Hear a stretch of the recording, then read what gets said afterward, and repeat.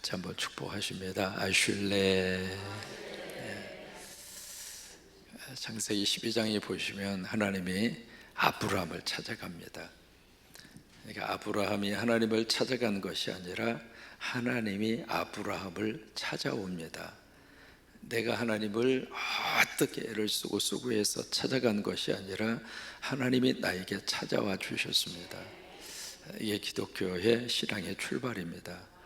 그래서 아브라함에게 찾아오셔서 아브라함을 만나 주시죠. 이 새벽에도 하나님이 여러분들 찾아오셔서 다 만나 주실 줄을 믿습니다. 그래서 아브라함에게 너무 귀한 언약을 일방적으로 하나님이 아브라함에게 약속을 해줍니다. 내가 너로 하여금 큰 민족을 이루겠고, 참 놀라운 하나님의 축복이죠. 내 이름을 창대하게 하리니. 여러분, 큰 민족과 창대가 같은 의미를 가지고 있잖아요. 그러면서 12장 2절에 너무 귀한 축복을 아브라함에게 해줍니다. 너는 복이 될지라. 그러니까 복을 막 따라가는 사람이 있고요, 내가 복덩어리라 이 말이죠. 그러면 내가 복덩어리면 복 따라갈 필요가 있어요, 없어요? 가만히만 있어도 복이 나한테 오는 거예요. 그게 이제 아브라함에게 주신 하나님의 놀라운 축복입니다. 왜 그럴까요? 아브라함 속에 복이 있으니까. 그 복이 누구일까? 여호와 하나님이 아브라함 속에 있는 복이에요. 예수를 믿으면 예수 그리스도가 나에게 복으로 내 안에 계세요. 그래서 여러분들이 아슐레의 이 복을 날마다 선포하시고 그 복을 받으시기를 바라고, 나도 아슐레의 복을 받지만 우리 자녀들도 그 복이 계속 이어지기를 바라고, 우리 한국 이 땅은 아슐레의 복을 받아서 짧은 기간에 전 세계에 이런 기적을 일군 나라가 없습니다. 6.25의 폐허 속에서 눈부실 정도로 이 나라가 발전이 됐잖아요. 지난번 말씀드린 것처럼 메가더 이 장군이 남산에 탁 서서 그때 탄식했던 말이 있습니다. 서울시 전체가 다 완전히 폭탄으로 완전히 다 잿더미로 번해버렸잖아요. 쓸만한 건물이 남아있지 않을 정도로 남산에서 그 폐허가 된 서울시가지로 쭉 보면서 하는 말이, 장차 이 나라가 다시 일어나기까지는 최소한 100년 이상이 걸릴 것이다. 기가 막힌 이야기를 메가더 장군이 했습니다. 근데 여러분, 100년이 아니죠. 6.25 지금 끝난 지 70년, 그것도 남북한의 분단 상황 속에서 이 대한민국이 참 이렇게 참 밑바닥에서 여기까지 올라설 수 있다는 자체가 아슐레잖아요. 그게 아멘이죠. 노력도 했죠. 그럼 옛날 조상들은 노력 안 했습니까? 머리도 있죠. 그럼 옛날 우리 선조들은 IQ가 없었습니까? 그래, 이 모든 환경과 여건 속에서 뭐가 있느냐면 하나님이 함께 하실 때, 여러분, 미국과 멕시코는 국경을 사이에 두고 있습니다. 이쪽에 이제 캘리포니아나 텍사스나 그쪽 이쪽에 그 부분이 원래는 멕시코 땅입니다. 근데 미국한테 다 뺏긴 거예요. 그래서 이쪽에 캘리포니아 이쪽 남쪽으로 쭉 내려가면 거기에 이제 미국의 그 가장 끝에 도시가 샌디에고라고 하는 도시가 있고, 거기서 이제 건너가면 멕시코 티와나라고 하는 도시가 국경을 사이에 두고 함께 있습니다. 기후도 똑같아요. 환경도 똑같아요. 근데 한쪽은 엄청나게 발전이 됐고 한쪽은 별로 발전이 안 됐습니다. 왜 그래요? 물론 이제 국민성도 있죠. 또 지도자의 책임도 있죠. 그와 더불어서 결정적인 이유는 종교입니다. 그래서 이 종교가, 어느 종교가 그 사회와 나라를 지배하느냐, 거기에 따라서 그 나라의 경제적인 상황도 달라지고 삶의 질도 달라지고 문화도 달라지고, 그만큼 종교가 중요한 거예요. 그래서 바로 이 땅에 아슐레의 복이 하나님으로부터 받은 이 나라가 앞으로도 계속 이 아슐레의 복을 받아서 우리도 복받고 살고, 우리 자녀들도 통일의 복을 받아서 살고, 그리고 더 큰 전 세계로 뻗어가는. 그래서 이 교회에서 자라나고 있는 우리 교회 학교 친구들은 군산 이 지역이 아니라 세계로 쫙 뻗어가는, 그래서 이제 꿈이 있는 우리 자녀들로 처음에 와서 우리 SVT에 이것을 왜 도전을 했는가? 살림 비전 출입이에요. 우리가 어떻게 쓰든지 젊은 시절에 제가 경험을 해보니까 그래요. 사람이 새로운 장소, 새로운 문화, 새로운 언어, 사람에게 접해보면 그만큼 사람의 생각도 달라져요. 산에 올라가본 사람만이 멀리 볼 수 있잖아요. 그러니까 그냥 인터넷으로 그리고 책으로 보는 거하고 실질적으로 가서 보는 거하고는 천지 차이예요. 짧은 기간이지만 우리 교회학교 친구들이 어쨌든 가서 꿈을 가지고 여행도 해보고 그 나라도 가서 한번 들여다보고, 그러면 부모님이 그렇게 잔소리를 100마디, 20마디, 1000마디를 하는 것보다 가서 한번 느끼고 오면 사람이 달라지는 거예요. 지난번에 필리핀 우리 중고등부 친구들이 갔다 왔습니다. 다녀온 다음에 세상에 어느 부모가 그 이야기 하는데 가슴이 이렇게 확 와닿더라고요. 목사님, 나 집에서 포기했어요. 이 사춘기 아이 어떻게 통제가 안 되는 거예요. 근데 이 아이가 거기 필리핀에 거기에 SVT 거기를 다녀서 애가 180도로 달라진 거예요. 아멘 좀 해주면 얼마나 좋아요. 사람은 그런 거예요. 어쨌든 우리도 아슐레의 복을 받고 우리 가정도 아슐레의 복을 받고 우리 성광교회도 이제 7월 둘째 주가 되면 72주년이 됩니다. 이 교회도 아슐레의 복을 많이 받아서 이 교회 때문에 수많은 곳에 십자가 더 많이 세워가고 하나님이 기뻐하는 그 일을 감당하는 아슐레, 다시 한번 서로를 보시면서 축복해 주시면 좋겠습니다. 아슐레. 우리 히브리서 13장까지 왔습니다. 흔들리는 믿음의 공동체, 그들이 우리가 믿는 예수 그리스도가 어떤 분이라고 하는 것을 유대교의 배경을 가진 그들에게 쭉 말씀으로 그들에게 설명을 합니다. 13장으로 와서는 가장 중요한 개념이 사랑이에요. 사랑. 그래서 가장 먼저 그들에게 뭐라고 말씀하라는가? 형제 사랑하기를 어떻게 하라고요? 계속해라. 지금까지 형제 자매 교인들끼리 사랑했지만 이 사랑을 계속 이어가라.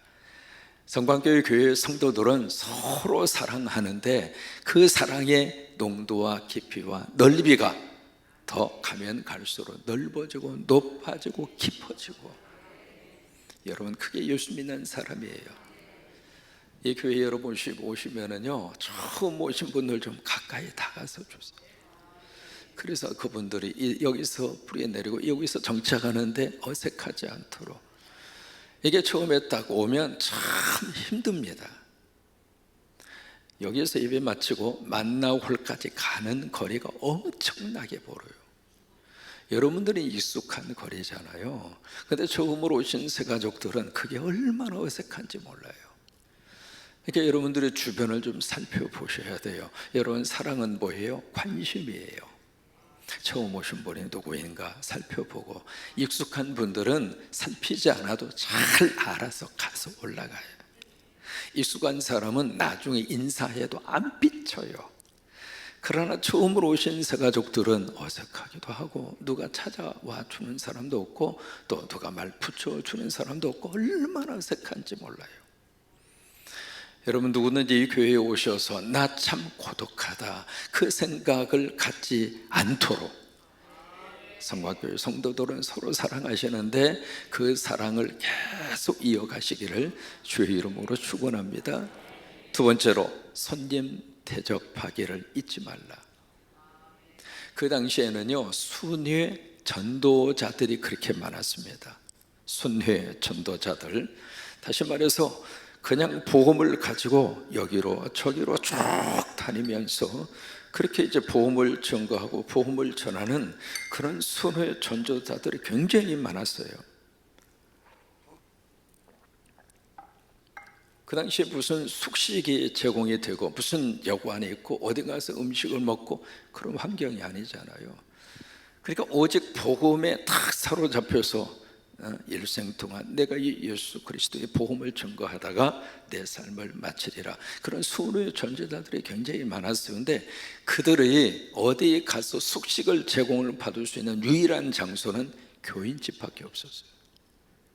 그래서 나그네 손님들이 혹시 그 손님 가운데 그런 수호의 전도자가 있을 수 있지 않느냐, 그래서 부지 중에 천사를 대접한 일도 있느니라, 그 말씀을 그래서 쓴 거예요. 또 하나, 그 손님 가운데는 누가 있는가? 박해를 받아서 집을 떠나서 떠돌이 삶을 사는 그런 낯선 이들이 많았다 이 말이에요. 그러니까 이게 손님을 대접하다 보면 저쪽 교회에서 박해받아서 이 지역으로 떠밀려 온 사람들이 그 가운데 있을 수 있어요. 그러니까 부지 중에 천사를 대접할 수 있다는 말을 그래서 쓰는 거예요.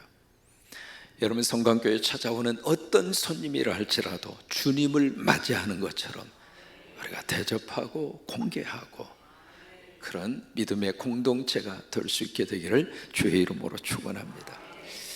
그러면서 여기에 세 번째로 3절입니다. 여기에 갇힌 자, 핍박을 받는 사람, 그 사람들을 마치 지붕 위에 있는 닭 보듯이 그렇게 하지 말아라. 여기 이제 감옥에 갇힌 자, 그리고 학대받는 자들을 마치 내가 감옥에 갇힌 것처럼, 그리고 내가 학대를 받는 것처럼 그들을 대하라. 그들을 그렇게 취급해 주어라, 그 말씀을 하세요. 그리고 오늘 4절입니다. 여러분, 이 4절 말씀이 현대 우리 한국 사회뿐만이 아니라 전 세계적으로 이 4절 말씀을 정말 우리가 다시 한번 하나님의 음성으로 들어야 할 시대를 살고 있습니다. 그래서 이 한 구절만 딱 띄어낸 거예요. 지금 이게 지금 무너지는 문화 구조, 이것이 깨지고 있는 세상에서 우리가 살고 있습니다. 그 어느 시대보다도 우리가 살아온 지금까지의 많은 이 역사 속에서 지금처럼, 아니 앞으로 이 4절의 말씀을 흔들려고 하는 세력과 흔드는 가치관을 가진 계층들이 생각보다 많이 발생할 것입니다. 그래서 이 4절 말씀이 우리가 다시 한번 깊이 고민하고, 이 말씀 앞에 우리가 아멘을 쉽게 하기에는 이 말씀이 지금 얼마나 많은 도전을 받고 있는가, 그래서 우리가 한번 심각하게 생각해야 할 구절이 4절입니다. 그 이야기는 우리 자녀들이 이 4절 말씀을 가지고 좀 고민하고 있다 이 말이에요. 이미 저나 여러분이나 결혼하고 인생을 살 만큼 살고 그런 우리 계층하고 이제 삶을 시작해야 하는 우리 젊은 세대도 있잖아요. 아직 결혼도 앞에 두고 있고 또 결혼하기를 위해서 간절히 기도하는 여러분들의 기도가 있고, 앞으로 인생을 살아가야 할 우리 자녀 세대의 이 4절의 말씀이 과연 여기에 이 하나님의 말씀 앞에 우리가 정말 이 말씀을 가슴으로 그리고 믿음으로 받아들이면서 살아야 되는데 라고 하는 그런 걱정도 마음속에 생기는 세상이에요. 자, 4절을 같이 한번 읽겠습니다. 시작. 모든 사람은 결혼을 귀히 여기고, 우리말에는 이렇게 되어 있습니다. 모든 사람은 결혼을 귀히 여기고, 이렇게 되어 있습니다. 근데 영어 성경을 가지고 있는 분은 살짝 영어 성경을 보시면 결혼은 모든 사람들에 의해서 존중받아야만 한다, 이렇게 되어 있어요. 그러니까 영어 번역은 아주 여기에 강력한 하나님의 메시지를 그 단어 속에다가 넣습니다. 결혼은 모든 사람들에 의해서 존중받아야만 할 것이다. 선택이 아니라 그 말이에요. 결혼이 존중받는 이것이 누구에 의해서 아니면 개개인의 성향에 의해서 취사 선택될 수 있는 사항이 아니다. 결혼이라고 하는 이 자체, 결혼을 통해서 가정을 이루고 하고 결혼을 통해서 부부가 되고, 이 자체는 모든 사람들을 통해서 존중받아야 할 제도다, 이 말이에요. 아멘입니까? 그런데 아멘을 했지만 생각해 볼까요? 지금 우리의 문화가 어디로 흘러가고 있습니까? 결혼이 존중받는 문화인가? 어떻게 생각하세요? 멀리 갈 필요 없습니다. 왜 우리 자녀가 결혼을 안 하려고 할까? 아니, 왜 결혼에 대한 생각이 그렇게 없을까? 지금 독신주의라고 하는 말을 붙일 정도로 독신 문화가 굉장히 많아졌습니다. 자, 보실까요? 우리 세대는 결혼에 대해서 필수라고 생각했습니다. 인간의 도리라고 생각했습니다. 근데 지금 여러분들의 자녀들이나 주변의 젊은이들을 보면 결혼이 필수입니까? 선택이 됐습니까? 선택이 된 거예요. 할 수 있으면 하고 뭐 안 해도 뭐. 물론 여러 가지 이유를 쭉 이야기를 합니다. 그러면 우리 세대가 결혼을 필수라고 생각하던 세대는 경제적으로 넉넉해서 그랬습니까? 직장도 튼튼하고 먹고 살 것도 다 준비가 되고, 그래서 이제 아파트도 준비하고 자동차도 준비하고 생활력도 있고, 그러니까 시집가고 장가가자, 그렇게 해서 갔습니까? 무슨 얘기냐면 지금 우리 세상이, 그리고 가치관이, 문화가 그만큼 달라졌다 이 말이에요. 성경은 결혼을 모든 사람들이 존중해야만 할 제도로 성경은 말씀을 하시는데, 이 세대는 결혼이 존중받을 만한 제도가 아니라고, 아니 존중할 필요가 없다고 자꾸 결혼을 자꾸 부정합니다. 그런 세대에서 살고 있다 이 말이에요. 또 두 번째를 보실까요? 성경이 뭐라고 말씀하시는가? 침소를 시작. 침소를 더럽히지 않게 하라. 이게 무슨 말이냐면, 이것도 이제 영어 성경에 보시면 조금 더 내용이 분명해집니다. 앞에 결혼이 나왔잖아요. 결혼이 모든 사람들에 의해서 존중받아야 할 것이다. 이해가 되시죠? 그 다음에 여기 또 결혼이라고 하는 말이 또 한 번 반복됩니다. 결혼은 침대를 아주 깨끗하게 유지해야 할 것이다, 그 이야기예요. 이게 무엇을 말하는지 이해는 되시죠? 부부관계입니다. 부부의 성관계입니다.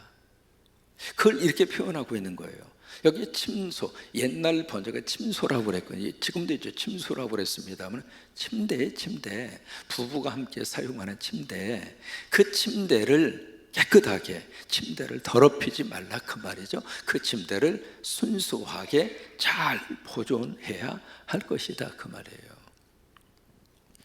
그래서 그 다음에 두 가지 단어가 나옵니다. 무슨 단어가 나오는가? 첫째, 뭐가 나오죠?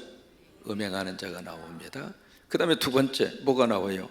간음한 자가 나옵니다. 이 음행과 간음이 뭘까? 부부의 침소를 더럽힌 자들 아니에요? 부부가 서로 가져야 될 그 순수함의 그 침대를, 이상한 관계를 통해서 그 침대를 완전히 더럽힌 자들이잖아요. 음행과 간음이라고 하는 것이. 거기에 대해서 하나님은 뭐라고 말씀하시는가? 하나님이 심판하시리라.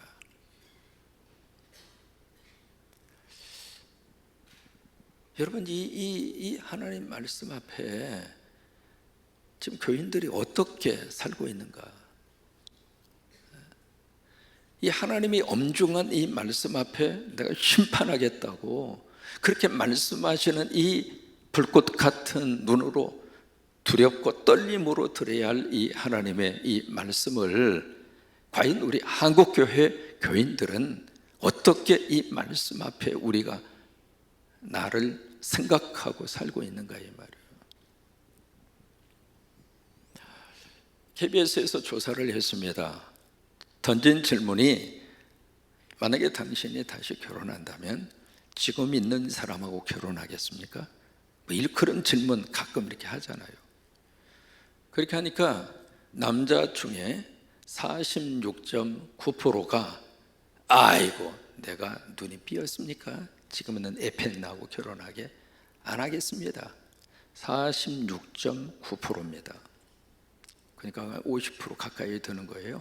둘 중 한 사람은 아이고 이 여자 말고 다른 여자 만나서 해야 되는데 그 생각하고 살고 있다 이 말이에요.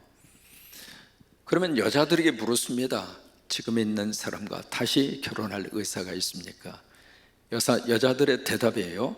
71.9%가 내가 이 남편, 이 남자하고 삽니까? 여자들은 10명 중에 7명은 이미 마음이 떠나 있다 이 말이에요. 자, 그러면 남자가 심각해요? 여자가 심각해요? 여자가 더 심각합니다. 이게 뭐예요? 이것을 가르쳐서 정서적 이혼이라고 합니다. 같이 살아요. 한 지붕 아래 있어요. 근데 이미 정서적으로 헤어져 살고 있는 거예요. 그러니까 지금 남자들은 10명 중에 5명이 그렇게 살고 있고 여자들은 10명 중에 7명이 그렇게 살고 있다 이 말이에요.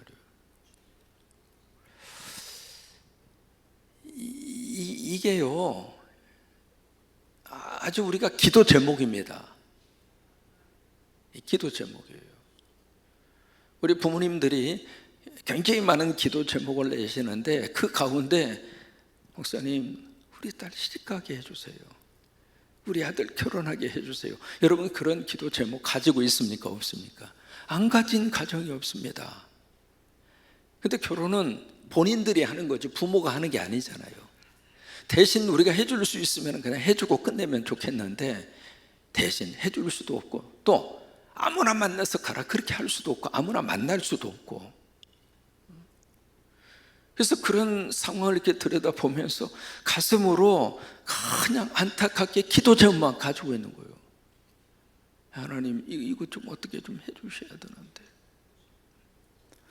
또 우리 자녀들을 어떻게 나무랄 수도 없습니다. 왜냐하면 이 사회 분위기도 그러고요. 또 하나 이게 가치관과 생각이 많이 달라졌어요. 과거에는 여성들이 경제 능력이라든지 경제 활동이 거의 전무했습니다.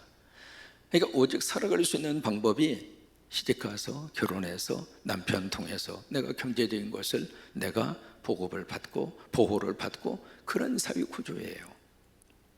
그렇게 해서 이제 했는데 지금은 여성들도 경제력이 얼마나 많이 올라갔는지 몰라요.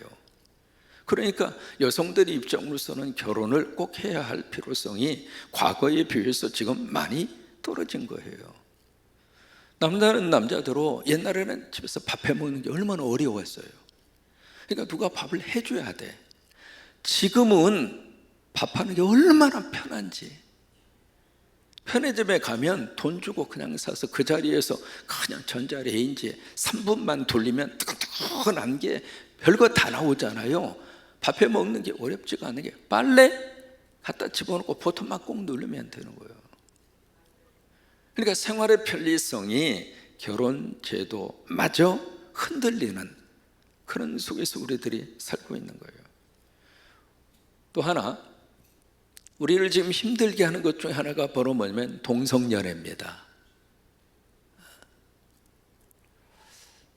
미국의 예를 들어 드리겠습니다. 왜냐하면 미국의 그 예는 앞으로 한국도 똑같으니까 그래요. 세계가 똑같이 그렇게 되니까 그래요.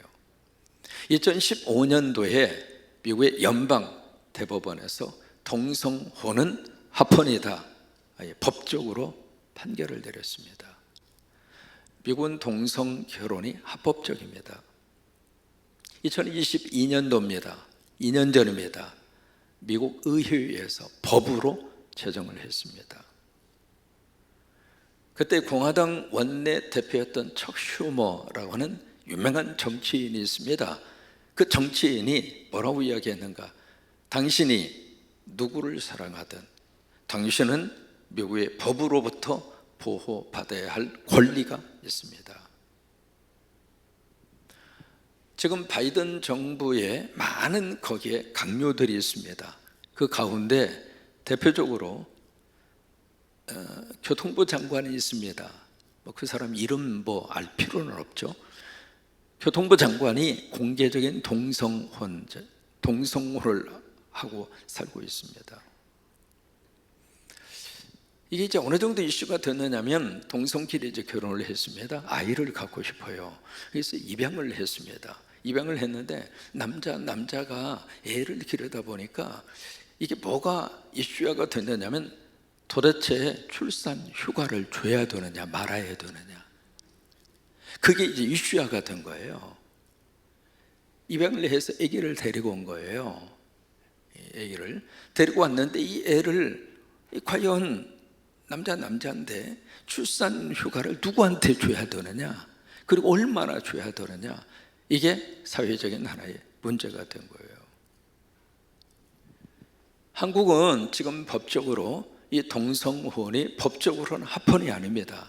아직까지 법적으로는 이게 통과가 되지 않았습니다. 그런데 사회적인 분위기가 동성혼에 대해서 굉장히 우호적인 분위기로 바뀌어지고 있습니다. 오늘 이 4절의 말씀을 여러분 심각하게 말씀을 드렸어요. 왜냐하면 이 주제가요, 우리가 심각하게 생각을 해야 돼. 어제인가요? JTBC 혹시 더 탐사라고 하는 보도, 탐사인가요? 아니면 정확한 프로그램을 잘 모르겠네요. 오후 시간에 라이브로 진행하는 JTBC가 있습니다. 그게 뭔가요? 그 프로그램 이름이? 거기에서 무슨 보도가 나왔느냐면 어느 한 교회 목사 이야기가 나왔습니다. 혹시 보신 분 계세요? 어젠가요? 그저께인가요? 안 보셨습니까? 우리 보셨나요? 목사 이야기입니다. 하나님의 심판하리라. 한국교회가 4절의 말씀에 깊이 아멘하고, 교회부터 이 말씀 앞에 아멘하고 하나님을 믿어야 합니다. 그래서 어쨌든 이 결혼 문제, 가정 문제, 음행 문제, 간음 문제, 이게 지금 10계명에 벌써 7계명이 나왔잖아요. 조사를 해보니까 모든 가정에 절대적인 불행의 요소가 7계명을 범했기 때문이다. 그것 때문에 가정과 부부가 불행하다 이 말이에요. 그래서 우리가 이 4절의 말씀 다시 한번 생각을 하면서, 우리도 그러고 우리 자녀들도 그러고 우리 한국 사회도 마찬가지, 우리 교인들도 마찬가지예요. 주일날 와서 예배하고 있지만 이 4절 말씀 앞에 우리가 아멘 할 수 있어야 되는데, 아멘 할 수 있어야 되는데, 왜냐하면 신앙생활하고 나중에 하나님의 심판받으면 어떻게 돼요? 하나님의 심판은 뭐예요? 지옥이잖아요. 이것처럼 두려운 게 어디가 있어요? 그래서 이 4절 말씀을 다시 한번 우리가 깊이 묵상을 해야 할 필요가 있어서 길게 말씀을 드렸습니다. 4절 다시 한번 우리가 고백합니다. 시작. 모든 사람은 결혼을 귀히 여기고 침소를 더럽히지 않게 하라. 음행하는 자들과 간음하는 자들을 하나님이 심판하시리라. 아멘. 한 가지만 더 말씀드립니다. 미국의 농제의 황태자가 매직 존슨입니다. 참 대단한 사람이죠. 미국의 그 LA 레이커스라고 하는 그 NBA 스타 중에 스타죠. 매직 존슨이라고 하는 사람이. 근데 이 사람이 농구에 볼때에 볼만 잘 집어넣는 것이 아니라 그렇게 여자들하고 많이 했어요. 그냥 뭐 난잡할 정도로 얼마나 많이 여성들과의 이 관계를 했는지. 그리고 자기는 이제 결혼을 해서 아기까지 낳고 그렇게 하다가 결국 에이즈에 걸렸습니다.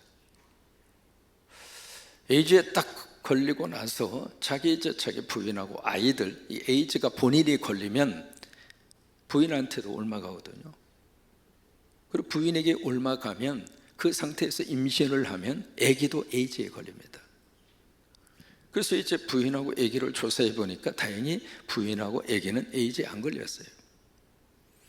이 양반이 자기가 에이즈에 걸린 다음에 그냥 거기서 회개합니다. 내가 어떻게 살았는가, 내가 지금 내 저지른 짓이 이게 얼마나 엄청난 짓을 했는가, 그때 가서 깨달은 거예요. 그리고 나서 농구 쪽에서 은퇴를 합니다. 그리고 뭘 하느냐면 에이즈 예방 홍보 대사가 돼요. 그래서 쭉 다니면서 하는 말이, 여러분들은 나 같은 행동 하지 말라. 내가 그 짓을 해서 에이즈에 걸리고 보니까 지금 이 상태다. 그래서 나처럼 그렇게 살지 말라. 그러면서 에이즈 예방 홍보를 하고 있습니다. 여러분, 무서운 거예요. 그보다도 더 무서운 것은 하나님의 심판하리라. 이게 더 무서워요. 오늘 말씀이 좀 무거운 주제였습니다마는 하나님의 음성으로 아멘으로 받으시기를 바랍니다. 그리고 이 말씀이 우리 한국교회 세상을 말하기 전에 교인들을 말하기 전에 목사부터 이 말씀 앞에 아멘하고, 그리고 하나님께서 기뻐하시는 사역과 그리고 신앙생활이 이어질 수 있게 되기를 주의 이름으로 축복하면서 마지막 멘트를 아슐레로 끝내겠습니다. 아슐레,